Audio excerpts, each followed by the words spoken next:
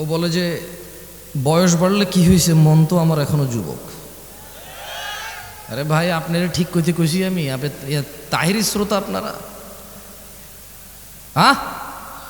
তো তাইলে ঠিক বেঠিক বলতেছেন কেন? তো জিজ্ঞেস তো করি নাই ভাই, সরি ভাই, কিছু করার দেয়। ওই যে ভিডিও ম্যানরা বলবে যে জামশেদ মজুমদার কি অহংকার নিয়ে কথা বলে, মানুষের তুচ্ছ করে কথা বলে। আরে এগুলা ওনারা কি করতেছে এখানে? আসতে ইসলাম শিখতে আসে, ঠিক বেঠিক আপনি সিদ্ধান্ত দিবেন। এই যখন থেকে শ্রোতারা ঠিক বেঠিক সিদ্ধান্ত দিচ্ছে, তখন থেকে বক্তারা যা খুশি তা বলে যে ঠিক কিনা, লোকে কয় ঠিক হয়ে যায়, শেষ। আর কোনো মানদণ্ড নাই ঠিক বেঠিকের, কোনো কোরআন সুন্নাহ থেকে দলিল প্রমাণ লাগে না, খালি বক্তা কব ঠিক কিনা, শ্রোতা কব ঠিক, এই ঠিক, ব্যাস। যুব সমাজের অবক্ষয়তার কারণ যদি নিয়ে কথা বলি, সবগুলো তো দূরের কথা, 10টা 5টা কারণ তো দূরের কথা। যদি খালি যুবকের নেশার বিষয়ে কথা বলি, তো কতক্ষণ বলা সম্ভব? কতক্ষণ বললে নেশার বিষয় বলে শেষ করা সম্ভব? আর আমি বা কতটুকু জানি কতটুকু অধঃপতন হয়েছে। যুবতীর বেপরদা, পর্দাহীনতা, এইটা নিয়ে যদি কথা বলি, তাহলে কতক্ষণ বলা সম্ভব? কতটুকুই বা বলার জ্ঞান রাখি? উলঙ্গ থেকে মানুষ বেপরদা থাকতো, তারপর মানুষ জামা কাপড় পরলো, ওগুলো পরে এখানে সেখানে এমন ডিজাইন করছে, উলঙ্গর চাইতে বেশি ভালগার দেখা যায়। তারপর কিছু মানুষ বোরখা বানানো শুরু করলো, স্ট্রবেরি কালার, পিঙ্ক কালার, বুকের সামনে ফুল, নাভির নিচে ফুল, কোমরের মধ্যে পিতা দিয়ে টাইট করে বান্দা দিয়া হাত এভাবে তুইলা মেয়েরা মাদ্রাসার হাঁটে এখন। তো যুবতীর, আমার বোনের বেপরদা নিয়ে কথা বললে কতক্ষণ কথা বলবো, আর কতটুকুই বা বলা সম্ভব? আমি বা কতটুকু জানি? যুবকের অবক্ষয় নিয়ে কথা বললে, রাস্তাঘাটে কোনো মেয়ে ছক্কা লুডু খেলে না, সবগুলা যুবকরাই তো খেলে। রাস্তাঘাটে যুবতীরা সিগারেট, গাঁজা, ইয়াবা সেবন করে বেড়ায় না, যুবকরাই করে। এখনো সিনেমা হলের টিকিট যুবক যুবতীকে ফুসলায় ফাসলায় 2টা টিকিট কেটে নিয়ে যায় সিনেমা দেখতে। এখনো জানার সমস্ত বিল যুবক ভরে।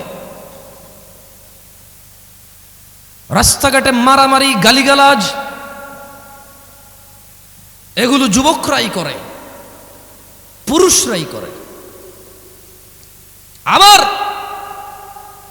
আল্লাহ থেকেও আদিষ্ট হয়েছে প্রথমে নিজের চক্ষু অবনত করে লজ্জাস্থানের হেফাজত করতে। সেই যুবক কিনা বেপরদা মহিলার দিকে তাকিয়ে থেকে ফেসবুকে পোস্ট করে, মাইক হাতে বেয়ে কথা বলে, জায়গায় জায়গায় সমালোচনা করে, সমাজটা নষ্ট হয়ে গেছে, নারীরাই নষ্টের মূল, বেপরদা চলে, সব ছেলে নষ্ট করে দিছে। অথচ ও ল্যাংটা হাঁটলেও পুরুষের জন্য আল্লাহর পক্ষ থেকে আদেশ, নিচে তাকাবে তারপরে হাঁটবে। ও নিচে তাকাবে না, নিজেরটা মানবে না, আরেকজন মানে নাই, সেটার সমালোচনা করে বেড়ায় যুবক। এখানকার যুবকের ধারণা পর্দা মানে হচ্ছে মহিলা, পর্দা মানে মা, বোন, স্ত্রী, কন্যা, দাদি, নানি, ফুফি, খালা। পর্দা মানে মহিলা। যখন তারা পর্দাকে এভাবে খ্রিস্টানদের মতো, ইহুদি নাসারাদের মতো যখন পরিবর্তন করতে শুরু করলো পর্দার মিনিং, তখন আল্লাহর আযাব এদের উপরে চলে আসছে। এদের মহিলারা বলতেছে যে আরে পর্দা কি পোশাকে আছে নাকি, মনে হলো পর্দা। কারণ এরা পর্দার অপব্যাখ্যা করেছে, এরা পর্দার মানে সমস্ত মহিলার বদনাম করেছে। কিন্তু নিজেকে যে আল্লাহ নিচের দিকে তাকানোর জন্য বলেছে, ওই মহিলার দিকে না তাকাইতে বলেছে, নিষেধ করেছে, সেটা মানেনি। ঘরে সিলিন্ডার গ্যাস ব্লাস্ট হলে নতুন বউ মারা গেছে, পুকুরে পড়ে মারা গেলে নতুন বউ মারা গেছে, যে বউটা যৌতুক দেওয়ার কথা ছিল যৌতুক দিতে পারে নাই, মোহর দিয়ে বিয়ে করার কথা ছিল, পুরুষ যৌতুক নিচ্ছে। এরপরে বলতেছে সমাজে পুরুষ নির্যাতন হয়, আপনারা জানেন না। তো তুই কি পুরুষ রে বেটা? পুরুষ তো মহিলাকে টাকা দিয়ে বিয়ে করে, তুই তো টাকা নিচ্ছিস। পুরুষ তো মহিলাকে টাকা দিয়ে বিয়ে করে, পুরুষ উপার্জনের জিম্মেদার নিজেকে মনে করে। মা বোনকে কাজে লাগাই দেয় না, মেয়েকে কাজে লাগাই দেয় না। পুরুষ মর্যাদা সম্পন্ন হয়, বলবে 3 বেলা খাবো, না পারলে 2, না পারলে 1। কিন্তু জিম্মেদারি উপার্জনের আমার বোনের না, আমার মায়ের না। যদি করে মুসলমান মেয়ে, কোনো হারাম কিছু নাই, মহিলা কাজ হতে পারে। আল্লাহ আমাদেরকে বোঝার তৌফিক দান করুন। কি এখনো কি হাসি পাচ্ছে? নাম হচ্ছে সালাফি কনফারেন্স। বসে আছে যারা নিজেদেরকে দাবি করে মানহাজুস সালাফের মধ্যে যারা আছি আমরা। মানহুমুস সালাফ, সালাফকে আসহাবান নবী সাল্লাল্লাহু আলাইহি ওয়াসাল্লাম, নবী সাল্লাল্লাহু আলাইহি ওয়াসাল্লামের সাহাবারা হচ্ছে সালাফ। আমরা বলছি আমরা ওদের অনুসরণকারী, আর বসে বসে কমেডি করি এখানে এসে। আল্লাহ আমাদেরকে বোঝার তৌফিক দান। সরি, আপনারা মনে কষ্ট নিয়েছেন আমার কথায়? দুঃখজনক। এই শীতের মধ্যে এত কষ্ট করে বসে আছেন হাসি তামাশা করার জন্য, মোবাইলে কমেডি দেখেন, এখানে বসে আছেন কেন? মনে রাখতে হবে যুবক ভাই আমার, বর্তমানে আমাদের যুব সমাজের অসংখ্য সংকট, অসংখ্য সমস্যায় জর্জরিত আমাদের সমাজ। এর মধ্যে নাম্বার 1 আর নাম্বার 2, কোনটা 1 নাম্বার কোনটা 2 নাম্বার এটা বলা কঠিন হয়ে যাবে। নেশা আর জেনা, জেনা 1 নাম্বার নাকি নেশা 1 নাম্বার এটা বলা কঠিন হয়ে যাবে, এমন ব্যাপক হারে হয়েছে। ছেলে জেনার সম্পর্ককে প্রেম বলে, ভালোবাসা বলে। ছেলে জেনার সম্পর্ক কন্টিনিউ করে কেন? বিয়ে করবে আশ্বস্ত হয়ে। সে জেনাকে হালাল মনে করে নিয়েছে, কারণ সে মনে করে ওই মেয়েকে সে বিয়ে করবে, এই জন্য তার জন্য এটা হালাল মনে করে সে। অথচ সে ভুলে যায় সে মারা যেতে পারে। সে ভুলে যায় ওই একই মেয়েকে বিয়ে করলেও বিয়ের আগের সম্পর্ক হারাম হারাম বলেই থাকবে লিপিবদ্ধ।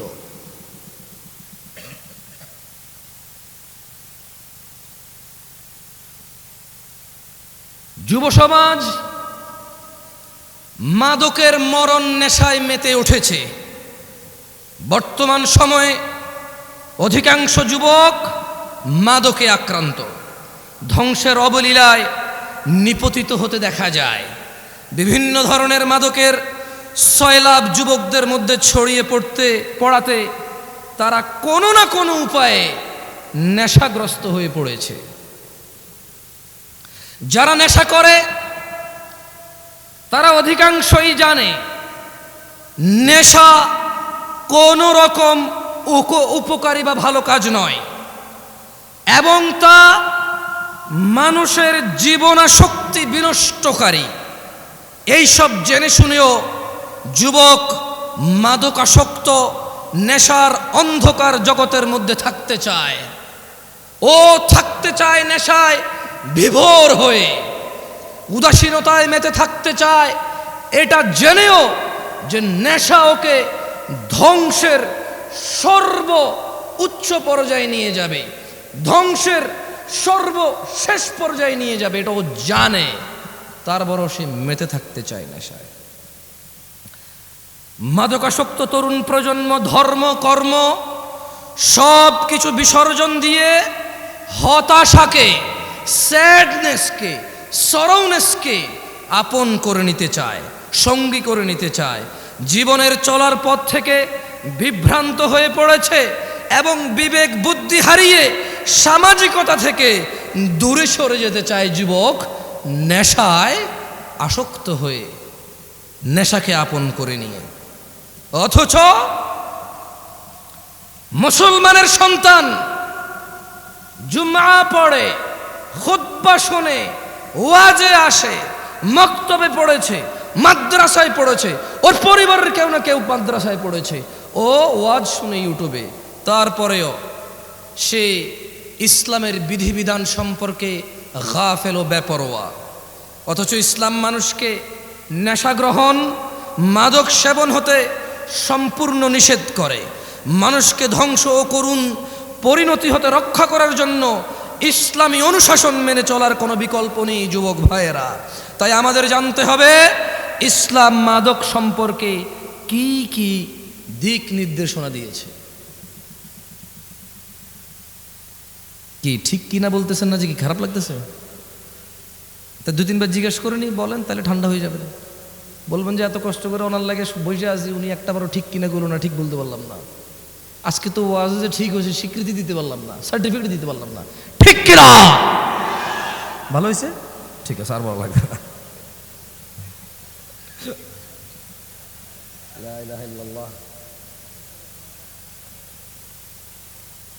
দই জমান ভাই, মানুষ জমায়েন না, ওয়াজ জমায়েন না, ওয়াজের জমতে দিয়ে না, জমে গেলে তো বসে যাবে, শেষ। আমি চাই ওয়াজ না জমুক, ওয়াল্লাহ আমি চাই শ্রোতা না জমুক, ওয়াজ না জমুক। আমি চাই আল্লাহর এই পৃথিবীতে কত নবী রাসূল প্রেরণ করেছে যাদের উম্মত খুবই অল্প সংখ্যক, কিন্তু তারা অসফল নয়। অ্যাজ এ নবী এবং অ্যাজ এ রাসূল আলাইহিমুসসালাম আজমাইন তারা অসফল নয়। আমি জামশেদ মজুমদার কখন এটা বিশ্বাস করি না এত বড় প্যান্ডেলে এত মানুষ থাকলেই কল্যাণ। আমি বিশ্বাস করি man to man, I to I. একজনের সামনে বসে আছি, কথা বলতেছি, ও কানেক্ট হয়েছে, ও বুঝতেছে আমি কি বলছি, ও মেনে নেওয়ার পক্ষে উদ্বুদ্ধ হয়েছে এবং চেষ্টা করতেছে মেনে নেওয়ার জন্য। আমার কাছে এইরকম এত পরিমাণ শ্রোতার চাইতে ওই একজন অনেক বেশি মূল্যবান, যে নিজেকে সংশোধন করার জন্য শুনে। যে সংস্কৃতি মাহফিল একটা বাৎসরিক সংস্কৃতি আদায় করতে আসে না, যে দিন শিখতে আসে, সে আমার কাছে বেশি মূল্যবান। যাই হোক, ইসলাম মাদক সম্পর্কে আমাদের যে দিক নির্দেশনা দেয় তা সম্পর্কে জানা অত্যন্ত জরুরি। আপনার কি মাইকটা কি আবার চেঞ্জ করছেন সাউন্ড?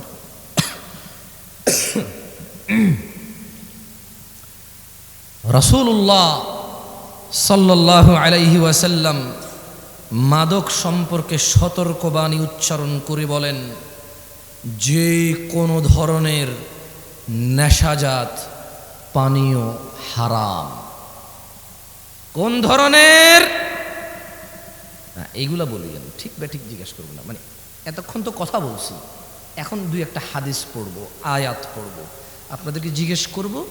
যেটা জিজ্ঞেস করব ক্লাসে যেমন শিক্ষকরা ছাত্রদেরকে পড়ায়া জিজ্ঞেস করে, ছাত্ররা বলে, আমি চাই একটা হাদিস পড়বো, আপনাদের জিজ্ঞেস করব, আপনারা বলবেন। তাহলে কি হবে? আপনারা যখন বলবেন এটা আপনারা ইজিলি মুখস্থ করতে পারবেন, মনে থাকবে ইনশাআল্লাহ। আল্লাহ আমাদেরকে তৌফিক দান করুন, আমিন। তাহলে মুহাম্মদ সাল্লাল্লাহু আলাইহি সাল্লাম বলেছেন যে কোনো ধরনের নেশাজাত পানীয় হারাম। কয় ধরনের? কোনোটা কি বাদ গেছে? টিকটিকির লেজ, ইয়াবা, গাঁজা, এগুলো তো হাদিসের নাম নিয়ে নাই, এগুলো হাদিসে নাম নিয়ে নাই। কিন্তু যেই জিনিসের নেশা হয় সেটা হারাম কে বলেছে? মুস্তাফা আলাইহিস সালাম। তিনি আরো বলেন, কুল্লু মুস্কিরিন খামর, নেশাজাত যে কোনো দ্রব্যই মাদক, ও কুল্লু মুস্কিরিন হারাম, আর যাবতীয় মাদকই হচ্ছে হারাম। ওয়ামান শারিবাল খামরা ফিদ দুনিয়া ফামাতা ওয়া হুয়া ইউদমিনুহা লাম ইয়াতুব, আর যেই ব্যক্তি দুনিয়াতে মাদক সেবন করে অতঃপর নেশাগ্রস্ত অবস্থায় মৃত্যুবরণ করে তওবা না করে, লাম ইয়াশরাবহা ফিল আখিরা, আল্লাহ সুবহানাহু ওয়া তাআলা আখিরাতে তাকে মদ পান করা থেকে বঞ্চিত করবে। তাহলে আমরা বুঝলাম আনার জান্নাতি ফল, আঙ্গুর জান্নাতি ফল, মদও জান্নাতি পানীয়। মদ কি? মদ কি? জান্নাতি পানীয়। তবে জান্নাতি পানীয় যে মদ, ওখানে নেশা নাই। বিশ্বে আমরা মানুষরা যে মদ তৈরি করি সেই মদের নেশা আছে। আর যদি নেশা না হয় এটাকে মদই বলা হয় না। বুঝে আসছে না? আসে নাই? ওটাকে শরবত বলে। কি বলে? যেটা খেলে নেশা হয় না ওটাকে কি বলে? আর যেটাই খেলে নেশা হয় সেটাকে কি বলে? মদ। আখিরাতের মধ্যে নেশা হবে না, কিন্তু ওটার নাম মদ। কেমন? আল্লাহ আমাদেরকে বুঝার তৌফিক দান করুন, আমিন। মানব সভ্যতার প্রতি মারাত্মক হুমকি সৃষ্টিকারী দেশের অন্যতম অভিশাপ মাদকাসক্তি। মাদক দ্রব্যের নেশার ছোবল এমনই ভয়ানক যে তা ব্যক্তি, পরিবার, সমাজ, দেশ থেকেই বিচ্ছিন্ন করে না খালি, বরং তা সমগ্র জীবন ধ্বংস করে দেয়। মানবতার মুক্তির কাণ্ডারি ইসলামই সর্বনাশা মাদক সম্পর্কে মানব জাতিকে সর্বোচ্চ সতর্ক করেছে।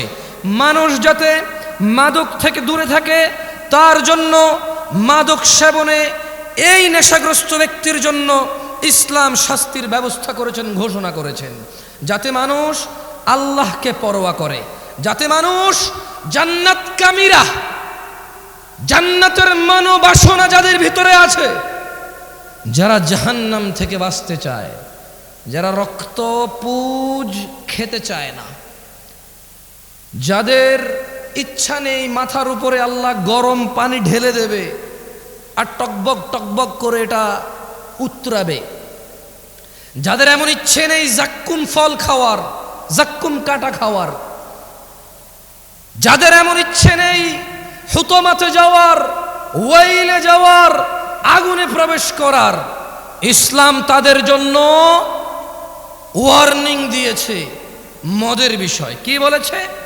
কোরআনুল কারীমে আল্লাহ বলেছে, ইয়া আইয়ুহাল্লাযীনা আমানু, ও মুমিনগণ। তাহলে কি সবাইরে বলছে? সবাইরে বলছে। কারে বলছে? কারে বলছে?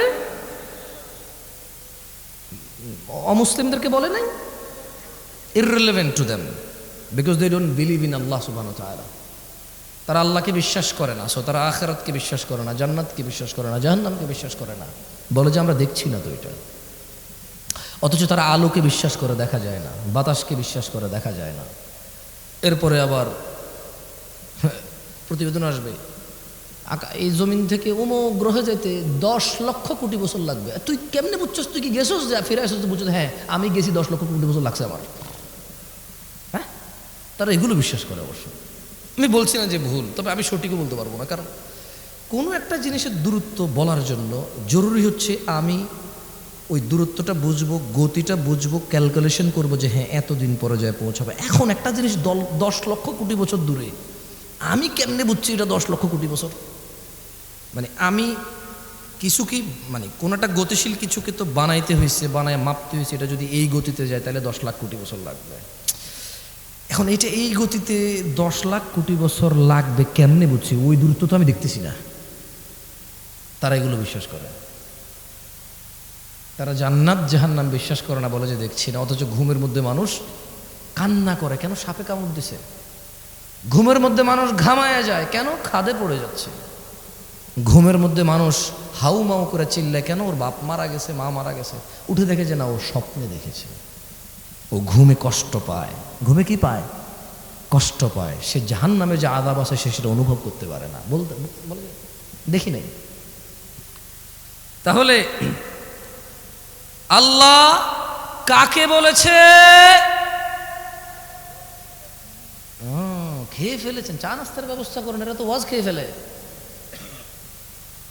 ইয়া আইয়ুহাল্লাযীনা আমানু, হে তোমরা যারা ঈমান এনেছো, ইন্নামাল খামরু ওয়াল মাইসিরু ওয়াল আনসাবু ওয়াল আজলাম রিজসুম মিন আমালিশ শাইতান ফাজতানিবুহু লাআল্লাকুম তুফলিহুন।